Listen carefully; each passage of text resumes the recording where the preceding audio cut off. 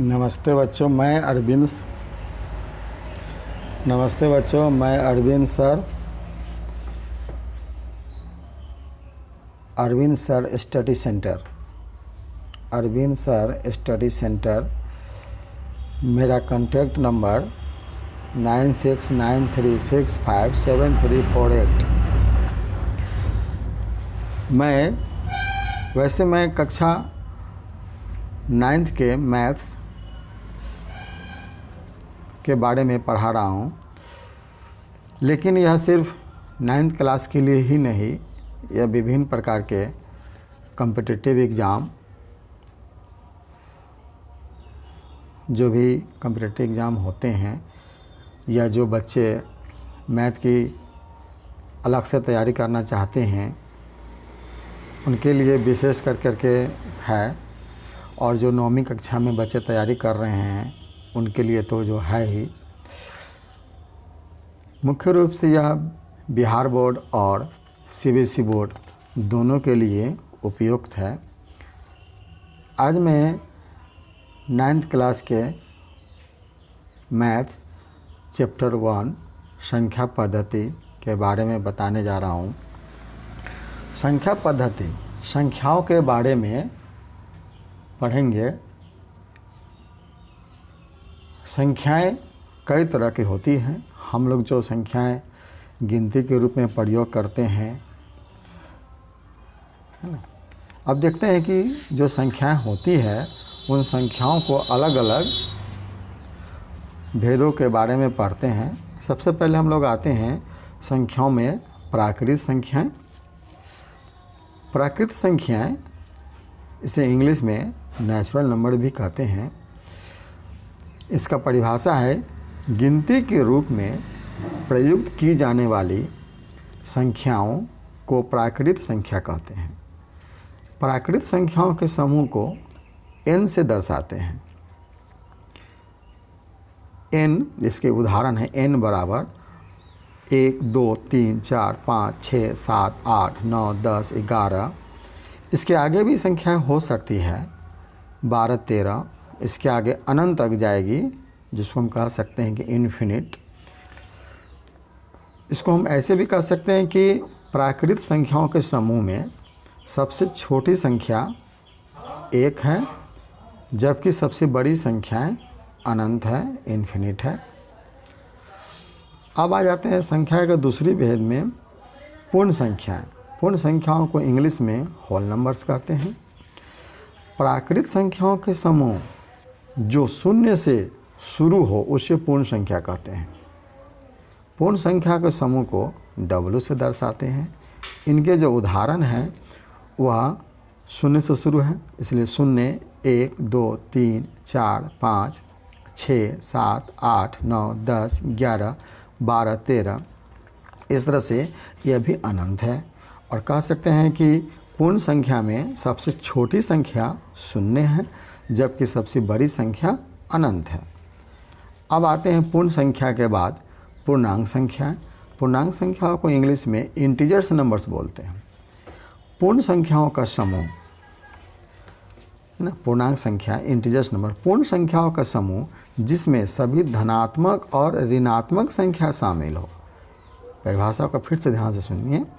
पूर्ण संख्याओं का समूह जिसमें धनात्मक और ऋणात्मक, अभी हम पढ़ेंगे कि इसमें ये सारे पूर्ण संख्याएं हैं। अब इनमें ऋणात्मक भी हो सकते हैं और धनात्मक भी हो सकते हैं। तो पूर्ण संख्या के परिभाषा में कहा गया है कि सारे धनात्मक हैं, जबकि पूर्णांक संख्या के हम आते हैं तो पूर्ण संख्याओं का समूह है जिसमें धनात्मक भी हो और ऋणात्मक भी हो। ये सारे संख्या जो सम्मिलित होते हैं उसे पूर्णांक संख्या कहते हैं। अब पूर्णांक संख्याओं के समूह को Z से दर्शाते हैं। इसके उदाहरण हैं, अगर हम लोग यहाँ से 0 से शुरू करते हैं तो धनात्मक संख्याओं में 0, 1, 2, 3, 4, 5, 6, 7, 8, 9, 10, 11, 12, इस तरह से ये अनंत तक जाएगी। ठीक है। अब ऋणात्मक संख्याओं में हम लोग आते हैं तो -1, -2, -3, -4, -5, -6, -7, -8, -9, -10, -11, -12, इस तरह से यह भी अनंत तक जाएगी। तो कह सकते हैं कि धनात्मक संख्या और ऋणात्मक संख्या, इसमें दो संख्याओं का सम्मिलन है, धनात्मक भी है और ऋणात्मक भी है। आते हैं कुछ इस पर अलग से कुछ जो विशेष नोट्स होते हैं, कुछ विशेष अलग तथ्य होते हैं। कह सकते हैं कि सभी प्राकृत संख्याएं पूर्ण संख्या होती है। यानी कि हमने यहाँ देखा कि सारे प्राकृत संख्याएं हैं, एक से शुरू है ना। आप गौर से देखिए तो 1 2 3 4 5 6 7 8 9 10 11 और पूर्ण संख्या में सिर्फ एक शून्य बढ़ गया है। यानी कि सारे प्राकृत संख्याएं पूर्ण संख्या में सम्मिलित है, इसमें सिर्फ अलग से एक शून्य बढ़ा हुआ है। तो हम कह सकते हैं कि सभी प्राकृत संख्याएं पूर्ण संख्याएं हो सकती है, लेकिन सभी पूर्ण संख्याएं प्राकृत संख्याएं नहीं हो सकती है, क्योंकि इसमें शून्य ज़्यादा है। अगर शून्य को अगर हम लोग हटा देते हैं, छांट देते हैं, तो ये सारे संख्याएं भी आ सकती हैं, लेकिन शून्य बढ़ जाने के कारण सभी पूर्ण संख्याएं प्राकृत नहीं हो सकती है। उसी तरह से हम कह सकते हैं यहाँ पर कि सभी प्राकृत संख्याएं पूर्ण संख्याएं होती है, सभी प्राकृत संख्याएं पूर्णांक संख्या भी होती है और सभी पूर्ण संख्याएं पूर्णांक संख्या भी होती है। इस तरह से कुछ विशेष तथ्य हैं, और भी तथ्य के बारे में आगे हम लोग पढ़ेंगे। आगे देखते हैं सम संख्या। सम संख्याओं को इंग्लिश में इवन नंबर्स कहते हैं। सभी प्राकृत संख्याएं जो 2 से पूर्ण विभाज्य हो उसे सम संख्या कहते हैं। इसको फिर से देखिए, हमारा परिभाषा हो गया सम संख्या का, इवन नंबर्स का, कि वे सभी प्राकृत संख्याएं जो 2 से पूर्ण विभाज्य हो, 2 से पूर्ण विभाज्य हो। यानी कि अगर संख्या में अगर 2 से भाग करें तो यह पूर्णतः विभाजित हो जाए और दशमलव में न आए, जैसे कि 4 है, 6 है, 2 है इत्यादि भी आएगा। इसके और भी परिभाषाएं हो सकती हैं। सभी प्राकृत संख्याएं जो 2 का गुणज हो उसे सम संख्या कहते हैं।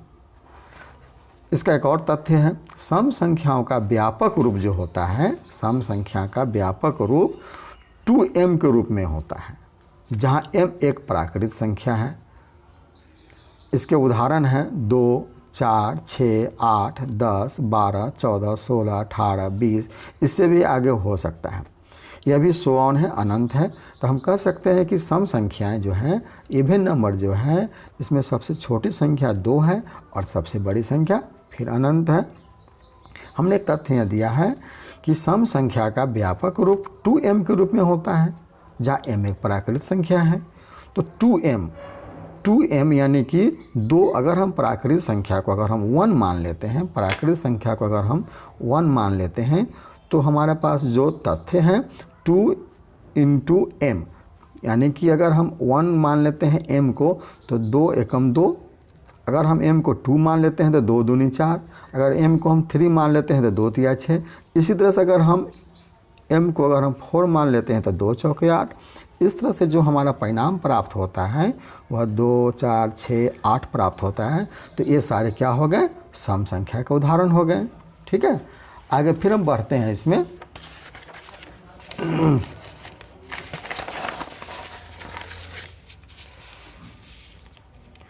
विषम संख्याएं, जिसको इंग्लिश में ऑड नंबर्स बोलते हैं, इसके जो परिभाषा होगा, वैसी प्राकृत संख्याएं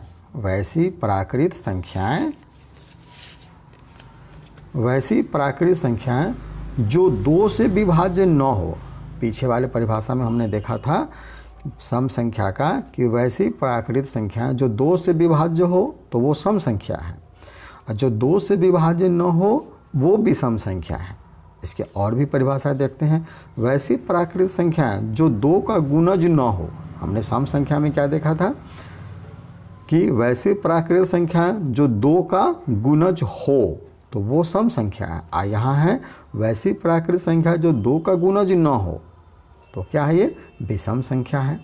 विषम संख्या का व्यापक रूप किस रूप में होगा, विषम संख्या का व्यापक रूप 2m-1, देखिएगा यहाँ पर है 2m- है ना, 2m-1 इसका व्यापक रूप है, जहाँ m एक प्राकृत संख्या है। अगर हम यहाँ देखते हैं इसका उदाहरण में 1 3 5 7 9 11 13 अब हम चूँकि इस तथ्य पर व्यापक रूप पर हम क्या कर सकते हैं, 1 को नहीं रख सकते हैं ना। अगर हम 1 को रखेंगे तो क्या आ जाएगा, है ना, 2 एकम 2 और 2 में से फिर 1 घट गया, फिर 1, तो 1 का 1 ही आ जाता है। तो 1 तो ऐसे भी विषम संख्या है, ठीक है। तो इसको व्यापक रूप में और भी प्राकृतिक संख्या को रख सकते हैं। अगर हम यहाँ जो भी संख्या रखेंगे m के जगह पर, तो जो परिणाम हमें जो प्राप्त होगा, वो परिणाम जब भी प्राप्त होगा वह 1, 3, 5, 7, 9, 11, 13, 15, 17 इसी तरह से प्राप्त होगा। तो यहाँ भी हम कह सकते हैं कि सब विषम संख्या में जो सबसे बड़ी संख्या जो है वो अनंत है ना, आज जबकि सबसे छोटी संख्या है वो 1 है। इस तरह से इसमें कई सारे सवालों का जवाब हमें मिल जाता है। आगे देखते हैं हम लोग भाज्य संख्याएं। भाज्य संख्या को यौगिक संख्या भी कहते हैं। इसे इंग्लिश में हम लोग कंपोजिट नंबर्स कहते हैं। इसके परिभाषा है सभी प्राकृतिक संख्याएं जो एक और स्वयं को छोड़कर अन्य दूसरी प्राकृतिक संख्या से विभाज्य हो उसे भाज्य या यौगिक संख्या कहते हैं। परिभाषा को थोड़ा ध्यान से देखिए। सभी प्राकृतिक संख्या यानी कि प्राकृतिक संख्या को ध्यान में लाइए तो कौन कौन सी संख्याएं थी। अब उन सारे प्राकृतिक संख्या को अगर हम यहाँ लाते हैं तो एक और संख्या को स्वयं यानी संख्या जो स्वयं होगा, जैसे अगर 4 हम लेते हैं तो 4 का स्वयं आ गया, 6 लेते हैं तो 6 स्वयं आ गया। जैसे अगर हम कोई संख्या लेते हैं 4 ले लेते हैं या 5 लेते हैं या 6 लेते हैं, तो इन सभी पर अगर हम इस पर गौर करें तो क्या आता है कि कहा गया है कि सभी प्राकृतिक संख्या, ये सारे प्राकृतिक संख्याओं का उदाहरण है। इनमें अगर हम 1 से भाग करें तो संख्या में पूर्ण रूप से भाग हो जाएगा। यानी 1 का पहाड़ा अगर हम 4 बार पढ़ते हैं तो यह पूर्ण रूप से विभाजित है। फिर 5 में अगर हम 1 से भाग करते हैं तो यह पूर्ण रूप से विभाजित है। 6 में अगर 1 से भाग करें तो पूर्ण रूप से विभाजित। लेकिन कहा गया है कि 1 और संख्या स्वयं तो संख्या हो गया 4, अगर 4 में अगर आप 4 से भाग करते हैं तो फिर हमारे पास क्या प्राप्त होगा, भागफल 1। 5 में 5 से भाग करेंगे तो भागफल 1 प्राप्त होगा। 6 में 6 से भाग करेंगे तभी भागफल 1 प्राप्त होगा। तो कहा गया है कि एक और संख्या स्वयं को छोड़कर किसी दूसरी संख्या से विभाज्य हो। यानी कि अगर हम 4 को उदाहरण में लेते हैं तो 4 में 4 से छोड़ करके और 1 को छोड़कर, यानी 1 और 4 दोनों को छोड़ करके किसी दूसरी संख्या से अगर 4 विभाज्य हो जाती है तो 4 हमारा क्या होगा, भाज्य संख्या या यौगिक संख्याएं कहलाएगी। इस तरह से इसके कई सारे उदाहरण हैं। यानी सबसे छोटी संख्या फिर 4 से शुरू हो जाएगा। 4 से छोटी संख्या अगर 3 लेते हैं ना, तो 3 में अगर हम दूसरी संख्या से विभाज्य करते हैं 3 से छोड़ करके और 1 से छोड़ कर 2 ले लेते हैं तो 3 जो है 2 से पूर्ण विभाज्य नहीं है। अगर भाग करते हैं 3 में 2 से तो यह दशमलव में आ जाएगा। इस तरह से कह सकते हैं कि भाज्य संख्या या यौगिक संख्याओं में सबसे छोटी संख्या जो है वो 4 है, और बढ़ते बढ़ते अगर आगे बढ़ते हैं तो सबसे बड़ी संख्या जो होगी वो क्या होगी, अनंत। अब आ जाते हैं अभाज्य संख्याएं ना, इसे रूट संख्या भी कहते हैं। इंग्लिश में इसे प्राइम नंबर कहते हैं। परिभाषा हम लोग तैयार करते हैं, देखते हैं परिभाषा क्या है। 1 से बड़ी सभी प्राकृतिक संख्याएं जो 1 या संख्या स्वयं को छोड़कर किसी दूसरी संख्या से विभाज्य न हो। अभी हमने यहाँ पढ़ा था किसी एक और स्वयं को छोड़कर किसी दूसरी संख्या से विभाज्य हो, लेकिन हमने यहाँ क्या पढ़ा कि किसी दूसरी संख्या से विभाज्य न हो उसे अभाज्य संख्या या रूट संख्या कहते हैं। जैसे 2, 3, 5, 7, 11, 13, 17, 21 ना, 21 नहीं आएगा इसमें, 23, उसके बाद 29, 31, फिर इस तरह से हम लोग बढ़ते जाएंगे। ठीक है, तो कह सकते हैं कि अभाज्य संख्या या रूट संख्या जिसमें सबसे छोटी संख्या 2 है और सबसे बड़ी संख्या अनंत है। अगर इसको इन उदाहरणों को अगर ध्यान से देखें कि अगर संख्या 1 और स्वयं से छोड़कर या किसी अन्य संख्या से पूर्ण विभाज्य नहीं हो रही है, इस तरह से हम कह सकते हैं कि ये सारे संख्या हैं जो हैं वो अभाज्य संख्या है या रूट संख्या है। अब हम लोग आगे बढ़ते हैं सह अभाज्य संख्या। सह अभाज्य संख्या या है ना, इसको हम लोग असहभाज्य संख्या भी कहते हैं। इंग्लिश में से हम लोग को प्राइम नंबर कहते हैं। इसके परिभाषा जो है 2 प्राकृतिक संख्याएं जिनका महत्तम समावर्तक 1 हो, यानी कि HCF है ना, हाईएस्ट कॉमन फैक्टर, महत्तम समावर्तक, जिसको हम लोग एलसीएम और एचसीएफ निकालते हैं ना, ठीक, यहाँ पर एचसीएफ निकालते हैं महत्तम। तो दो प्राकृत संख्याएं जिनका महत्तम समावर्तक HCF 1 हो उसे सह अभाज्य या असहभाज्य संख्याएं कहते हैं। इसके जो उदाहरण हैं वो है 3 और 5, 9 और 16, 16 और 25। अगर हम 3 और 5 का अगर हम HCF निकालते हैं तो 3 किससे विभाजित होगा? 3 जो विभाज्य होगा तो हम देख सकते हैं 3 का जो भाजक है 1 और 3, यानी कि संख्या 1 और 3 3 का भाज्य है, भाजक है, और 5 का भाजक है वह 1 और है 5 है। अब HCF हाईएस्ट कॉमन फैक्टर, तो हाईएस्ट कॉमन फैक्टर तो वैसे 5 है इसका भाजक, लेकिन 5 दोनों में कॉमन नहीं है ना, दोनों कॉमन नहीं है। उससे नीचे आते हैं 3, तो फिर 3 दोनों में कॉमन नहीं है, 1 दोनों में कॉमन है। तो हम कह सकते हैं कि 3 और 5 का HCF 1 है, और परिभाषा हमें संतुष्ट करता है कि दो प्राकृतिक संख्याओं जिनका महत्तम समावर्तक HCF 1 हो वैसे संख्या को हम लोग सअभाज्य संख्या यानी कि को प्राइम नंबर कहते हैं। इसी तरह से हम इसका अगर HCF निकालें 9 और 16 का, तो इसका भी हमें HCF क्या निकलेगा? 1 निकलेगा। 16 और 25 का भी HCF निकालेंगे तो हमें 1 प्राप्त होगा। अब आ जाते हैं भिन्न यानी फ्रैक्शन, ठीक है। किसी पूर्णांक x में पूर्णांक y से भाग देने पर हमें संख्या x/y प्राप्त होता है, इसे भिन्न संख्या कहते हैं। भिन्न संख्या में जैसे हमने x और y माना है तो x अंश यानी कि इसे न्यूमरेटर भी कहते हैं, y हर इसको डिनोमिनेटर भी कहते हैं। ऐसे कई सारे उदाहरण हो सकते हैं, 1/2, 2/3, -1/2, -3/4, 7/3, इस तरह से इसका अनेक उदाहरण हो सकते हैं। ठीक है, आगे